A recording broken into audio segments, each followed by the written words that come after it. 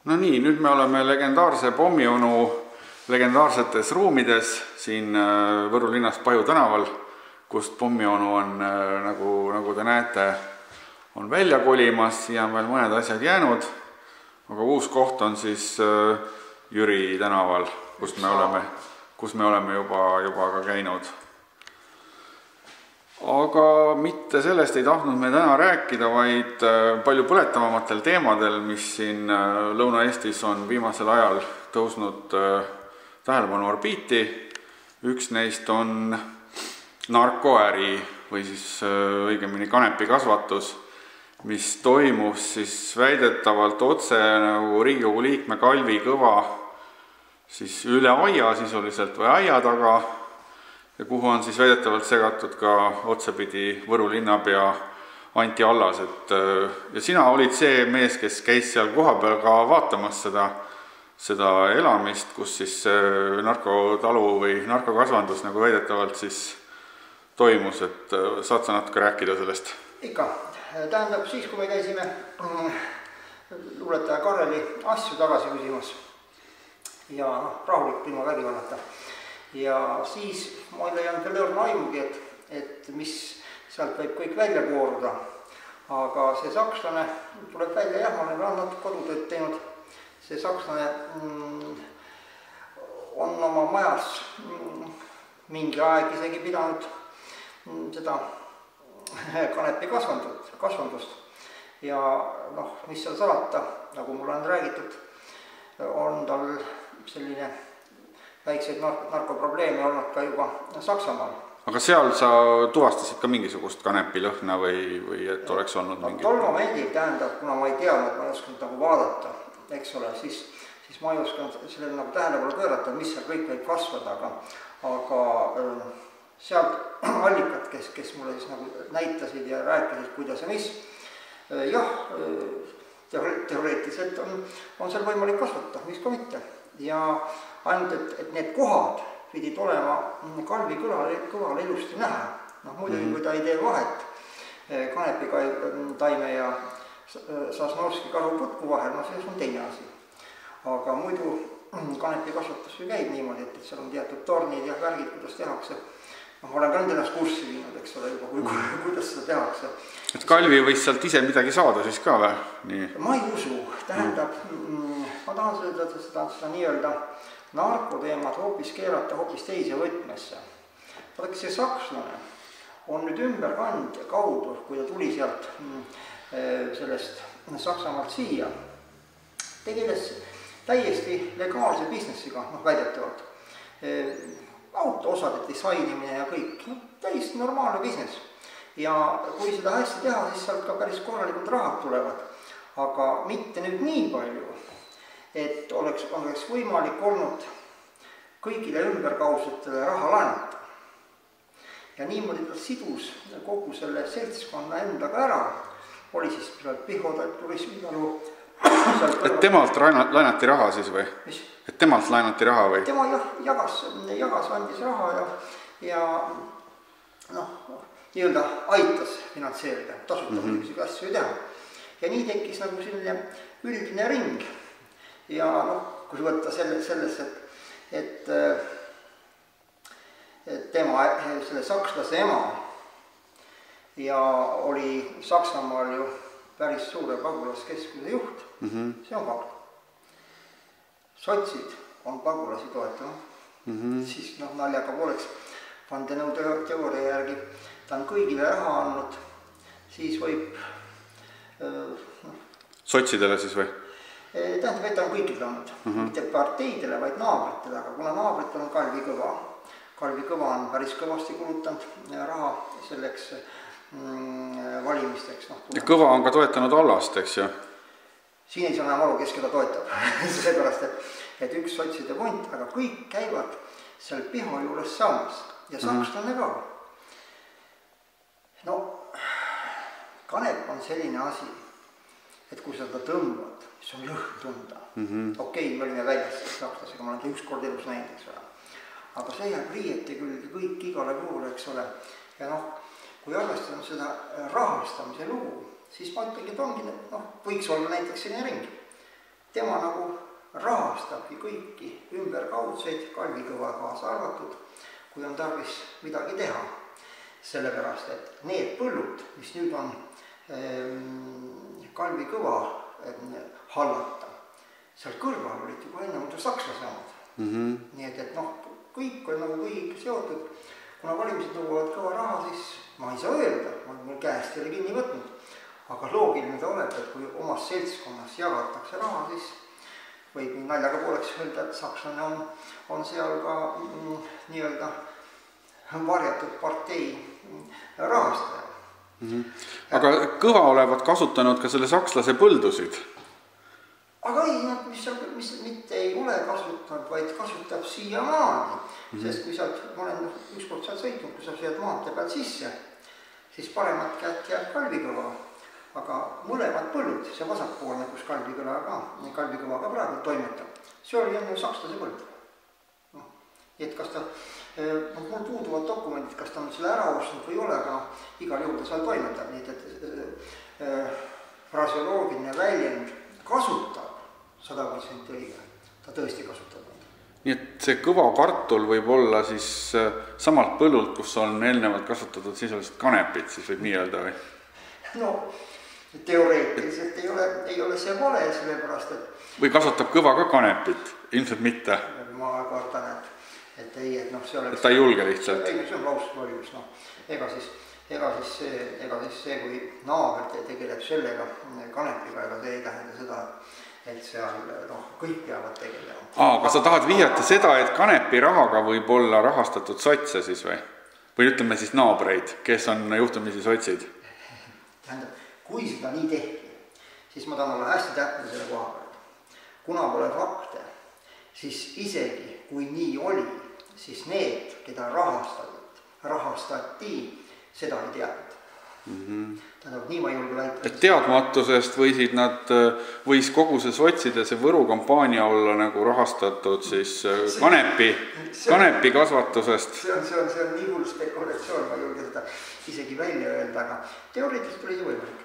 Sellepärast, et olgem ausad, rahal ja häälel ei ole liigi tunnust. Kus sa tead, kas see on selle raha või tolle raha? Ja kui ma lähen kauplusse, annan 1 euro, 1 euro, tuleb mingisugune A-sotsiaal annab 1 euro, samaväärne, samamoodi hääl. Annan mina hääle 1 euro, annab A-sotsiaal hääle ikka, hääle. 1 hääl, 1 hääl. Kuhu ma tahan seda sotside asjaga jõuda, on see, et tegelikult siin tekkis ju praegu üks teine teema päevakorda seoses sotsidega. See oli Kaljurand.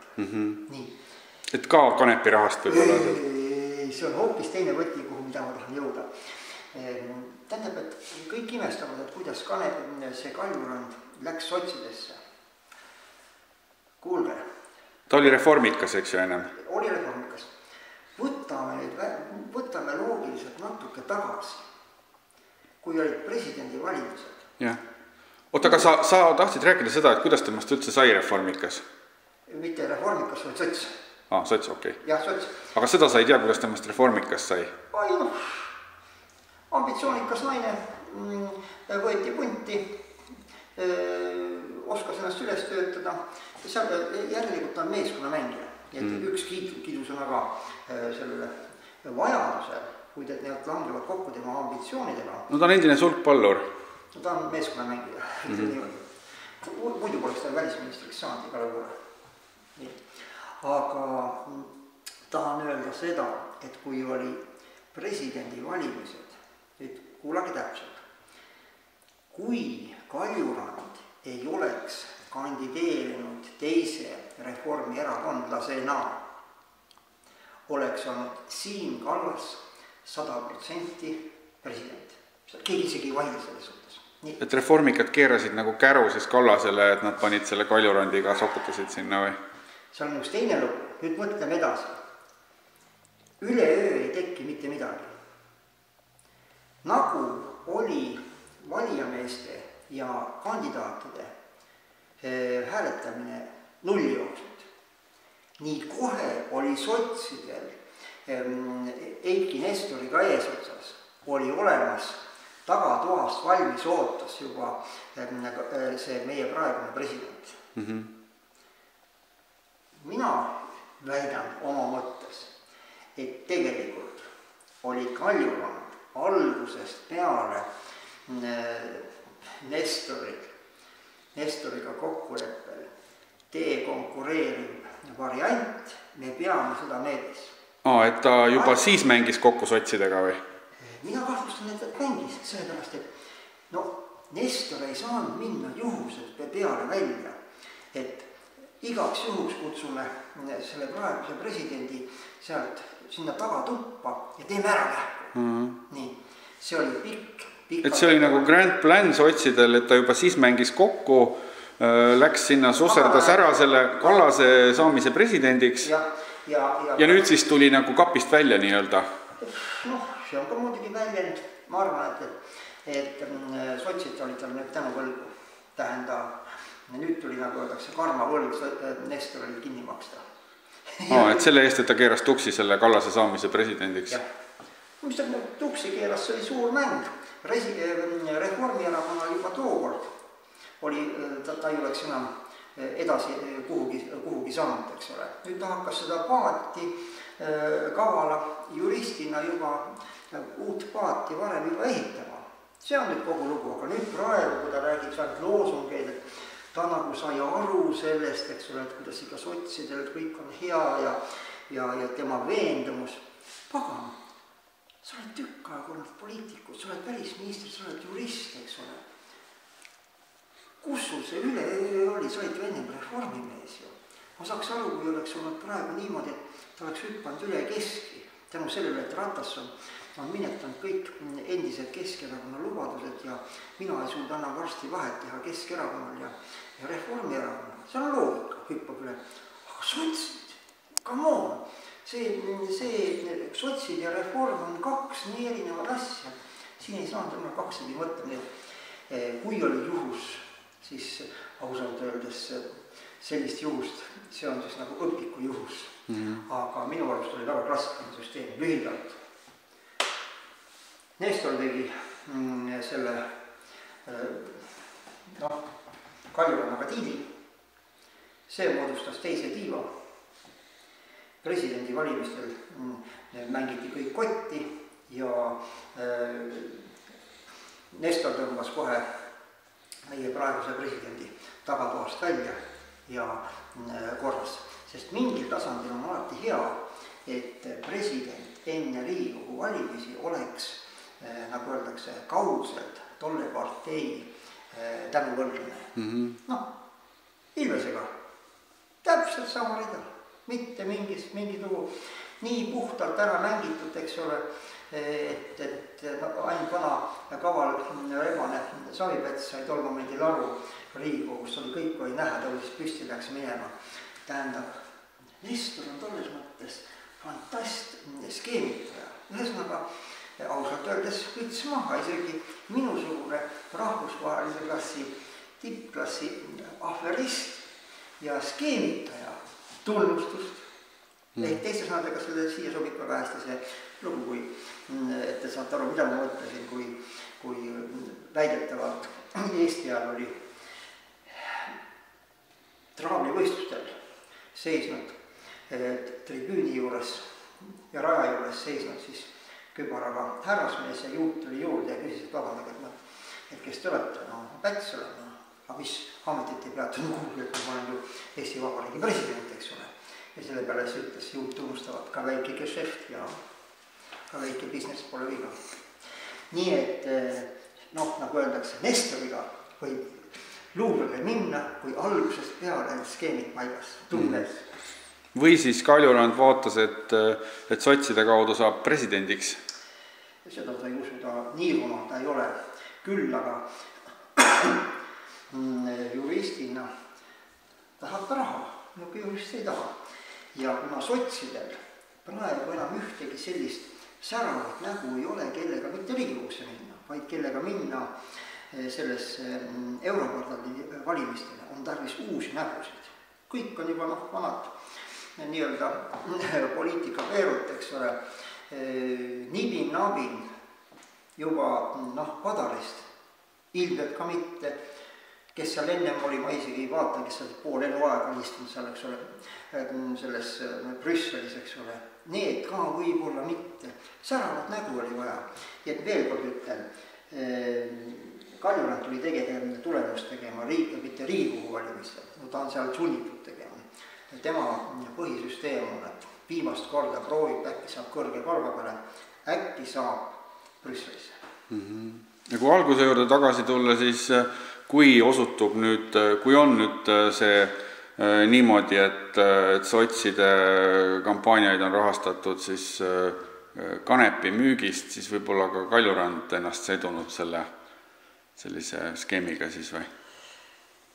Ma kardan, et kuna see kanepi teema on välja käidud, tähendab tühja koha pealt sa ei olnud, eks ole, ma võtaks selle teema kokku nii.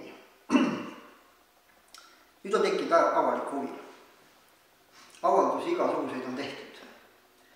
Nüüd peaks sekkuma juba seaduse silmi. See on nüüd puhtalt politsei rida. Kas ta kontrollib seda, et kas see kõik vastab tõele, kui vastab tõele, siis on jama lahti, kui ei. Tähendab, praegu on selline situatsioon tekkinud selle Kalvi Kõva naabriga ja Kalvi Kõva ümber. Et nüüd on kõik vastused head, aga vastus peaks nüüd tulema. Ja mitte see, et tuleb, ütleme, Jurka, nagu mina räägin siin, tuleb siis see Kalvi Kõva räägib, eks ole. Nüüd peab olema fikseeritud seadusandlustest tulenev otsus.